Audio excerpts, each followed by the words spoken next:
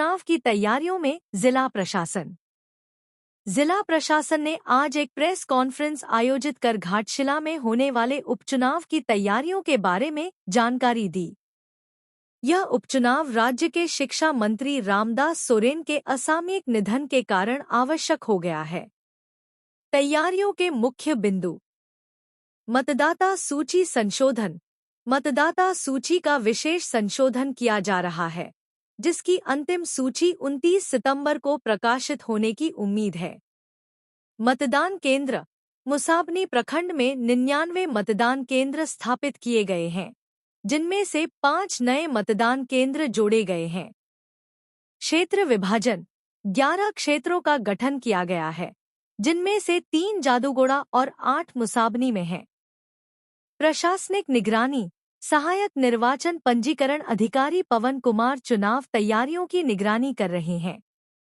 संभावित उम्मीदवार: झामुमो: दिवंगत शिक्षा मंत्री रामदास सोरेन के पुत्र सोमेश सोरेन के झामुमो से उम्मीदवार होने की संभावना है। भाजपा: रमेश हांसदा और पूर्व मुख्यमंत्री चंपई सोरेन के पुत्र बाबूलाल सोरेन भाजपा से संभावित उम्मीदवार हैं।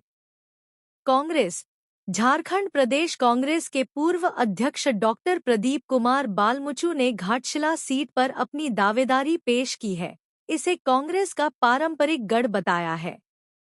उपचुनाव अक्टूबर में बिहार विधानसभा चुनाव के साथ होने की संभावना है। परिणाम को बारीकी से देखा जाएगा, क्योंकि घाटशिला सीट का महत्व है और इसके परिणामों का सत्तारूढ़ गठबंधन पर प्रभाव पड़ सकता है।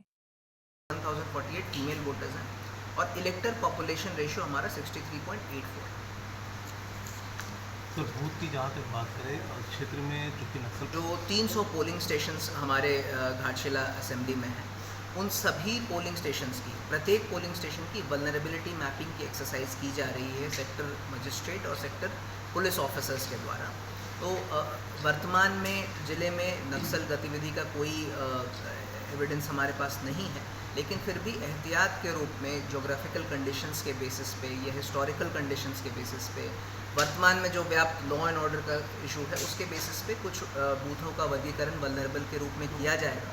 परंतु ये एक्सरसाइज अभी जारी है, इसलिए वो फाइनल फिगर मैं आपको नहीं बता सकता हूँ, क्योंकि प्रत्येक पोलिंग स्टेशन पे एक 6 स्टेज की प्रक्रिया होती है वल्नरेबिलिटी मैपिंग की, जिसको हम फॉलो करते हैं। तो जैसे ये प्रक्रिया फाइनलाइज होगी तो निश्चित रूप से आपको वो डेटा भी उपलब्ध कराया जाएगा। रिक्वायर्ड है, कितनी स्टेट आर्म पुलिस की कंपनी रिक्वायर्ड है, कितनी डीएपी की कंपनीज रिक्वायर्ड है, वो स्टेट को कन्वे किया गया। मोटा-मोटी अगर कुछ फिगर बता पाएंगे? जितना अभी वर्तमान में एग्जैक्ट वो फिगर तो हमारे ध्यान में नहीं है, परंतु 10 कंपनीज सीएपीएफ का डिमांड हमने भेजा है। सर लगातार स्टेशन का रैशनलाइजेशन किया गया है, उसमें स्पेशली इस चीज़ का ध्यान रखा गया है कि 2 किलोमीटर से ज़्यादा किसी भी मतदाता को अपने पोलिंग स्टेशन पे पहुंचने में से ज़्यादा ट्रैवल 2 किलोमीटर ज़्यादा ट्रैवल न करना पड़े। पोलिंग स्टेशन पे जो एएमएफ की सुविधा है, उसके प्रत्येक पोलिंग स्टेशन का ऑडिट कराया जा रहा है। जहाँ भी कमियां हैं, चाहे तेज़ बारिश के कारण या किसी और उसके कारण, इंक्लीमेंट वेदर या किसी और चीज़ के कारण यदि कोई एएमएफ में दिक्कत आती है तो उसको समय रहते दुरुस्त कर लिया जाएगा। और बाकी जो इंफ्रास्ट्रक्चरल रिलेटेड इश्यूज़ हैं वो उस पर भी ज़िला प्रशासन पॉजिटिव रूप से काम कर रहा है।